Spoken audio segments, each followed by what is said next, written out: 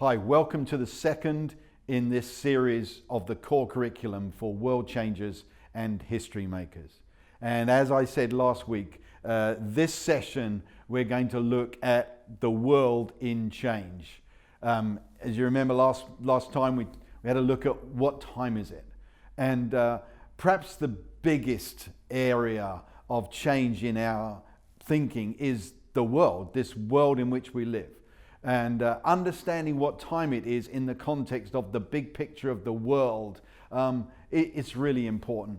I think sometimes we can get a little bit lost, a little bit locked away in a small community, but it's really good for all of us just to kind of take a deep breath, as it were, and look at the world. So we looked last week, what time is it? What time is it for you? What time is it in your home, in your family, in your community, your business? But then expanding it out, because what I really want to do is invite you to make a difference. Invite you to jump into one of four, I believe, significant changes that are going on in the world. And there's an invitation either in a micro or a macro level for you to get involved, to step in. So what time is it? Now takes on a context in the world. And the first top right hand corner there I've put down as opportunity. There's a great opportunity in the world, and it's because of this. It's the opportunity of sheer numbers of people. Our world has grown so rapidly in terms of numbers. It's a staggering statistic to me that it took until 1890 for there to be 1 billion people recorded on planet Earth. That staggers me. It then went from there, 1 billion to 2 billion, somewhere around the 1920s. The Great War and other wars in between those two dates, slowing down the growth. Then 2 billion to 3 billion was from the 20s to the 60s. But from there, it's gone kind of rapid. And now we're looking at the next billion being born in between 12 to 15 years. And so today we're at around 7.6, 7.7 billion people. Somewhere in those figures was a time when there were about 1 billion people on the planet. 30% of the 3 billion lived in cities. Today, 50% of people live in cities. That's a staggering 3.8, nearly 4 billion people. And so another multiplication there. The corporate world, people who work in government, business, and I would suggest other religions study population growth and population migration. And they study it for reasons of marketing. They study it for reasons of where they should expand their influence. And so we live in a world of great opportunity, sheer numbers of people. We're going to look at that later on in this first core curriculum, and we're going to ask a question. What's your response to that opportunity? But for now, I'm painting a picture, painting a backdrop. What does that say to you, though? Does that opportunity fill you with excitement, or does it maybe give you a little bit of a cause for concern, fear or anxiety? Important questions to ask yourself there. And then the top right hand there, change. You kind of missed the fact that we live in a world that is changing so fast, so rapidly. I was in a car the other day with somebody and we were talking about a friend of ours who was on a trip to a closed nation, and he couldn't take a phone with him.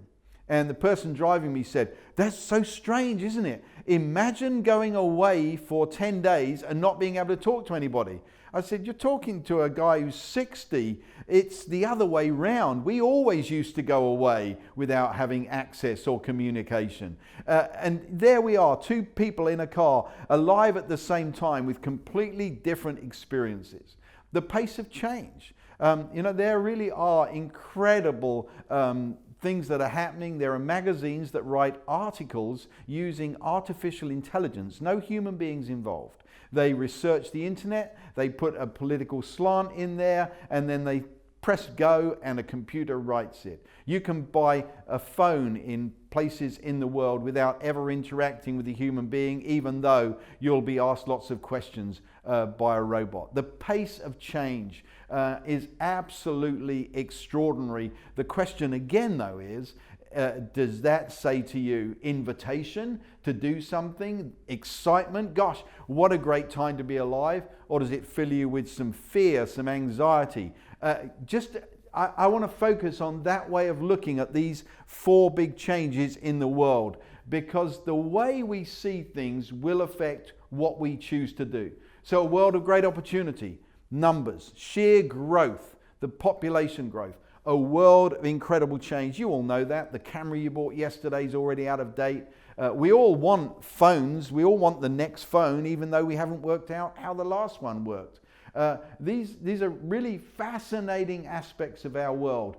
But I think that the most fascinating or the most interesting is this. We actually have an appetite for change. There is an appetite for change today, which our grandparents, quite frankly, didn't have. They would buy the one phone for life, and actually the design of that phone didn't change in their lifetime. And yet now the appetite for change, a hunger for change, a desire for change.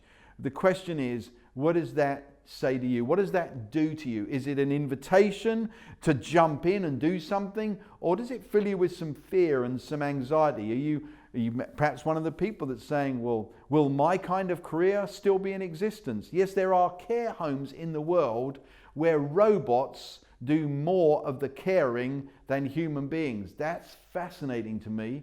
So maybe there's anxiety or maybe there's excitement. I'll leave you to answer that one. And then creativity, really one of my favorite subjects.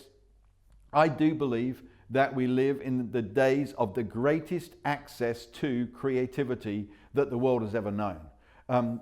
It's extraordinary. Now, of course, years ago, people had more time, and so they would develop their skills perhaps in the areas of particularly music and art. You know, you watch the movie and you see, you know, people who are sitting painting. Yeah, they didn't have all of the other distractions of our modern world. But our modern world has given access to creativity and inventiveness at an extraordinary level. Gone are the days where you need to rent a recording studio, you know, rent Abbey Road for your next album. You can do a half-decent job in your own home if you have just a small amount of equipment. Creativity and inventiveness. You can get programs for your tablet, your iPad, and design your next house with a CAD program. You can make movies and you can communicate those movies around the world.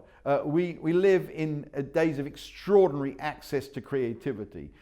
Family businesses that used to take 10, 50, 100 years to develop. We now see people who develop a business almost overnight, it seems, and not just any business. If you look at things like Facebook, potentially half of the world connected via Facebook, created really very quickly in a university scenario. So we live in days of extraordinary access to creativity, and of course that is linked to change, and it's linked to opportunity as well. But again, is that an invitation for you? Do you look at this and think, gosh, this is so good. This is such a great opportunity for me to do something, for me to kind of harness some of my creative instincts. Again, it's a challenge. Does it fill you with fear, or does it fill you with excitement? And actually, what are you doing about it? Are you taking this moment and thinking, I really want to work out what's inside of me, what's beautiful to me? Is there some creativity that needs to come out of me? And so again, we live in days of great opportunity, great change, access to creativity. And down in the bottom right hand corner there, I've put it separately. I believe it's really important that it's significantly separate. And that is, we live in days of unusual geopolitical changes. Now, I don't know that I'm going to say that they're the greatest, but there is a great concentration of them. It doesn't matter, it seems, where you look. There are changes, there are surprises in the way that governments are rising and falling. There are surprises where, countries have, numerous prime ministers over a short period of time. There are challenges in many countries of the world, and of course, having lived in America these recent years, we've seen some huge shifts there, and the current president, and kind of rattling some of the establishment, so to speak, and here in my own country of England and Brexit, changes, challenges, things that are making a shift. And not only that, but some of the issues, the moral issues and the ethical issues, and some of the liberal agenda that's going on in so many places, I believe that there is an invitation, quite simply. And again, do you look at this and you're like, I'm scared, I'm afraid, look at what's happening in my country or America or somewhere else, what's happening with countries that maybe were former communist countries, what's going on there? Are you filled with fear? Or do you have an invitation? I believe, again, there's an invitation for us to do something. So this is our world. What time is it in our world? I suggest you this is what time it is in our world.